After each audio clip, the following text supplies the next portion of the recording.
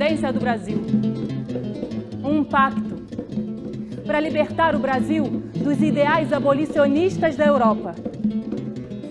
Nobres, comerciantes, traficantes de seres humanos, todos unidos com um só ideal: perpetuar a escravidão no Brasil. 200 anos da independência do Brasil. 200 anos de sangue, lágrimas e suor, indígena e negro derramados. E é essa história que vamos contar aqui. A dor e a beleza de quem construiu esse Brasil. Quem atravessou acorrentado a Calunga Grande não se desencanta na praia. O Brasil é uma gigantesca encruzilhada.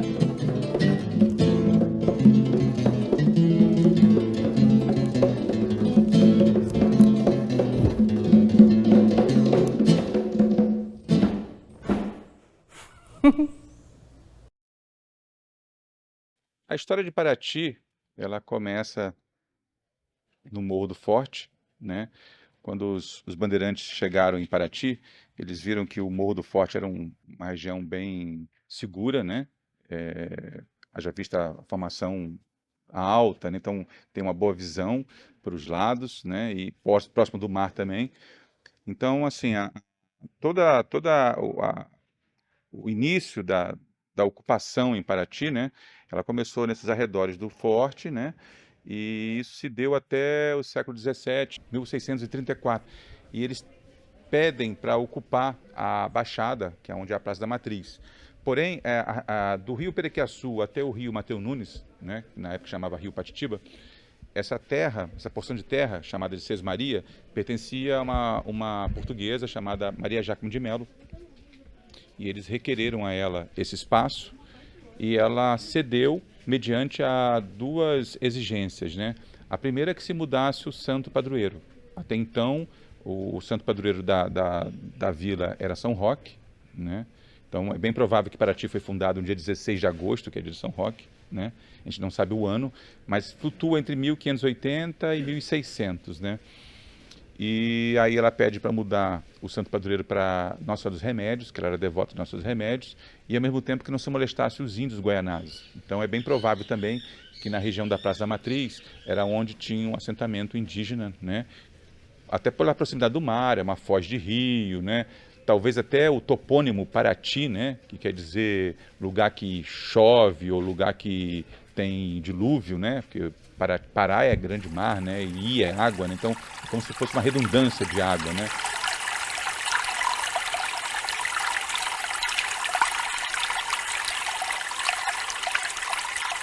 O Poço de Santa Rita. Entre a cobertura que dá a entrada para o coro da igreja e a área das catacumbas de gaveta, na igreja de Santa Rita, há um poço profundo, com suas paredes cheias de avencas e samambaias. Apesar da proximidade do mar, a água do poço é límpida e não é salobra. Segundo afirmavam, quem bebia daquela água não saía de Paraty, ficava preso à terra adotada como sua. Todavia, seu efeito mais comentado era a sua água miraculosa. Curava as doenças dos olhos apenas banhando com ela e rezando para Santa Luzia. Eu conheço assim, Santa Luzia, passou por aqui, com seus cavalinhos comendo cabinho. Pediu-lhe pão, disse que não. Pediu-lhe vinho, disse que sim. Passou o tempo das crendices, mas a água do poço de Santa Rita continua lá, como sempre esteve, protegida pelas avencas e pelas samambaias. As igrejas aqui sempre tinha a ver com as irmandades, né? Então a gente vai ter a igreja de Santa Rita, que é a igreja mais antiga, é uma igreja para os pardos libertos. A gente vai ter aqui nessa rua que é a igreja São Benedito, Nossa do Rosário, que é a igreja dos negros, inclusive foi construída pelos negros em 1725. E a igreja da Matriz, que seria para os ricos, né? E nós temos a capela Nossa das Dores, lá na beira do mar, que era uma capela para as mulheres só. Hoje é muito mais democrático, né? Todo mundo frequenta as igrejas, não tem justamente que seguir à risca, né? Essa ordem, né? De só negros ou brancos ou mulheres ou homens ou pardos, né? Então isso acabou, felizmente. A maré encheu, a maré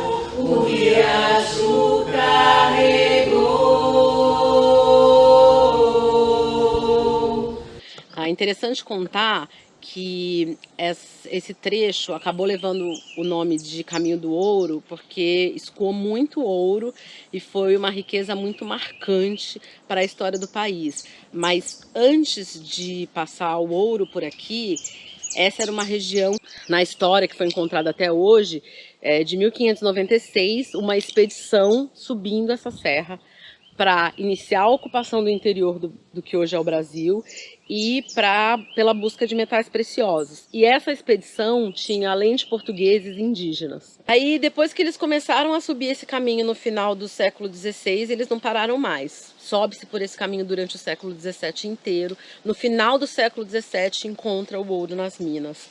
E aí o século XVIII é o século marcado pelo ouro, né? E é que fica com o nome de Caminho do Ouro, porque eles calçam a partir de que precisa descer o ouro por aqui.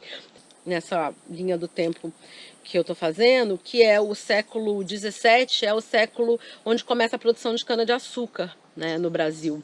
E a cana-de-açúcar é fortemente plantada nessa região, que na época ainda fazia parte da capitania de São Vicente. Mas Paraty, por ter esse clima muito úmido, eles descobrem que a cana-de-açúcar daqui produz açúcar também, mas é uma cana perfeita para a produção de cachaça. E aí Paraty começa a produzir cachaça no século XVII e não para mais.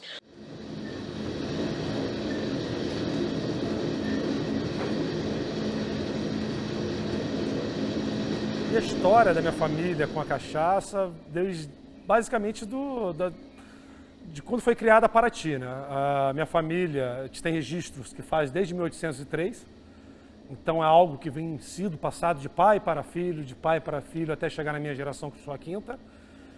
Então, muita gente acha que a gente não teve escolha, né, de fazer cachaças. Eu tive, pelo meu pai e pelo pai do meu pai, fosse por eles a gente nem fazia, porque muita gente vê o glamour da cachaça, mas não vê o trabalho que dá, o empenho que tem que ter para dar certo, né? Para você ter o diferencial da cachaça. Então, hoje em dia, trabalhamos aqui, é o que sustenta a minha família. Não é um hobby, como muita gente acha, né? É nosso ganha-pão, a gente só não produz um destilado simples de cana-de-açúcar. Também a gente produz aqui, basicamente o nosso amor, que sai daqui da nossa alambique. Então, como é que foi esse nascimento da cachaça, né? De novo, né, durante a fervura da garapa, nesse mocho de cana, né, quando os potes ficavam muito quentes, começava a ficar uma espuma no topo dos potes. E essa espuma não era necessária para a produção de açúcar, né? Então, muitas vezes os escravizados pegavam essa espuma e descartavam, jogavam fora. Só que algumas vezes eles descartavam nos coxos, nos comedores de animais. E, gente, a fermentação da cana é um processo natural, ela fermenta por natureza. Misturava com a comida, virava um caldo. Quando virava um caldo, o que acontecia, né? O escravizado estava lá trabalhando, ele olhava para o lado, via o porquinho estava rolando a lama de um lado para o outro, né? Os cavalinhos correndo que nem os malucos, né? As vaquinhas tudo mugindo. Os escravizados viram, cara, tem alguma coisa acontecendo com esse caldo. Vamos beber ele. E, gente, depois disso foi um telefone sem fio, né? Os senhores de engenho portugueses viram esses escravizados tomando esse caldo, cantando mais dispostos, com mais energia, viram que tinha alguma coisa acontecendo com esse caldo. Só que esse é o grande lance, né, gente? Esses senhores de engenho português já tinham muita experiência na produção da bagaceira e da grapa, né? Os destilados de uva, né? Se você fermenta, faz o vinho. Se você taca esse mosto fermentado no alambique, destila, vai fazer a bagaceira ou a grapa. Então, assim, cara, vamos implementar o mesmo processo na cana-de-açúcar. Nascimento da cachaça. Eu creio que, né, que os pioneiros, eles foram tentativa e erro, quase que descobrir, né, como que se faz o produto. Então, as outras gerações que veio vindo já pegou uma carga muito maior de conhecimento. Então, hoje eu vou saber mais que o meu pai, ainda não, né? Mas futuramente eu vou saber mais que meu pai, meu filho vai saber mais do que eu e por aí vai. Desde meados do século XVI, no finalzinho do século XVI, a cachaça aqui ela já deixa de ser um subproduto e passa a ser o produto principal. Então o padrão de qualidade vai cada vez aumentando, vai cada vez ficando melhor, né? E vai chegar um momento que Paraty, na verdade, ela vai virar sinônimo de cachaça, né? O que melhorou da tecnologia dos tempos do meu avô, bisavô para hoje em dia, são os equipamentos. Então eles usavam muito de artimanhas para estar conseguindo passar as dificuldades deles. Então mudou os materiais, assim, né? As dornas de fermentação, o processo de moagem, mas se você pegar essa essência, continua mesmo. Que a memória, a ancestralidade, você pode estar aonde você estiver, pode passar o tempo que for, A hora que você quiser resgatar isso, você resgata. Nesse período, final do século XIX, a nossa história é desse final do século XIX, período pós-abolição, uma coisa assim, né?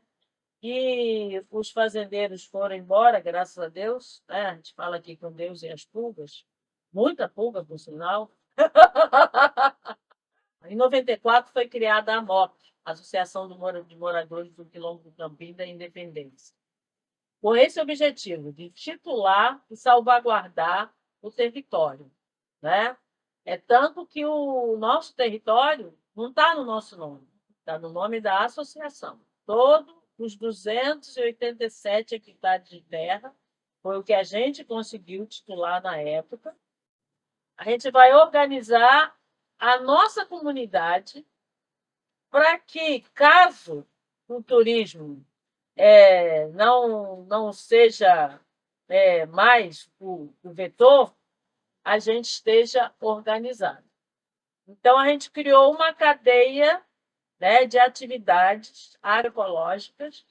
Então, com isso, a gente voltou a fazer a farinha, com isso, a gente voltou a fazer as agroflorestas, com isso, o restaurante é o grande alavancador desse negócio de economia solidária, que é como a gente se entende.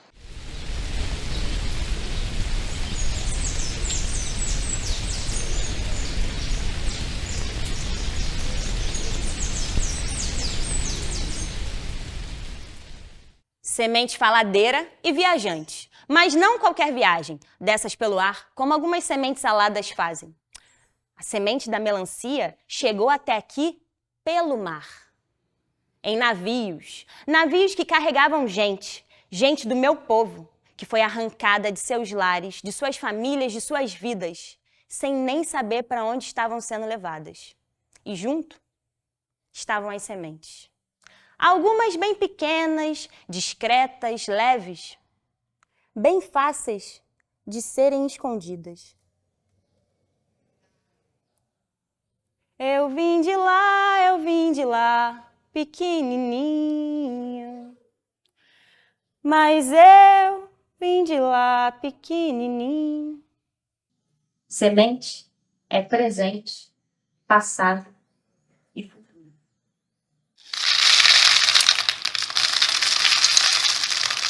Aqui em Paraty, praticamente, quase toda ela é orgânica. Para ficar mais bonito, né? É uma cidade, Paraty, conhecida mundialmente, e o orgânico também é mundial. Todo mundo vem atrás de uma alimentação saudável. Então, a gente está produzindo uma alimentação saudável aqui em Paraty também. Não só a beleza, mas a alimentação também está sendo bem estudada, bem pesquisada por nós também. Que começou foi na minha avó. Era uma família índia. A gente começou bem cedo, 10, 11, 12 anos, a gente já fazia esse trabalho. Eu e minhas irmãs. E a gente anda para serra buscar, tem dia que a gente anda 3h30 para achar o material, colher, que nós trabalhamos com imbé, timbupeba, taquara, cipó-uno. E eu tenho prazer nisso aí, que é uma coisa que você passa o dia fazer, é maravilhoso. A gente conhece pessoas, é uma coisa maravilhosa para mim. Parece que é uma vida.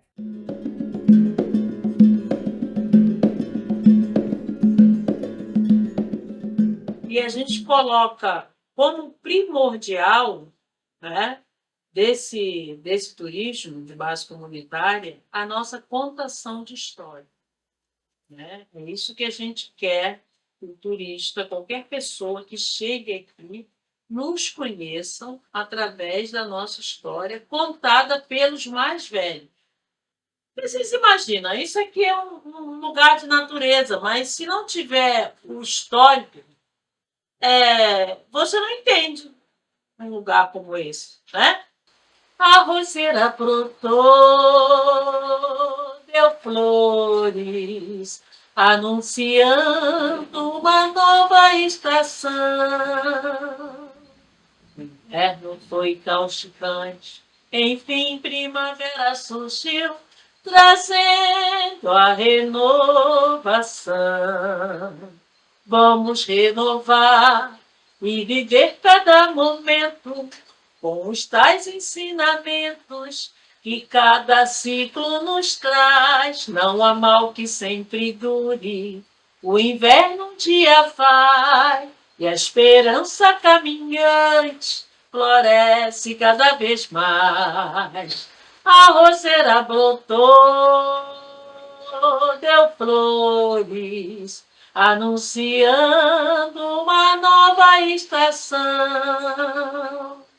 O inverno foi causticante, enfim primavera surgiu, trazendo a renovação.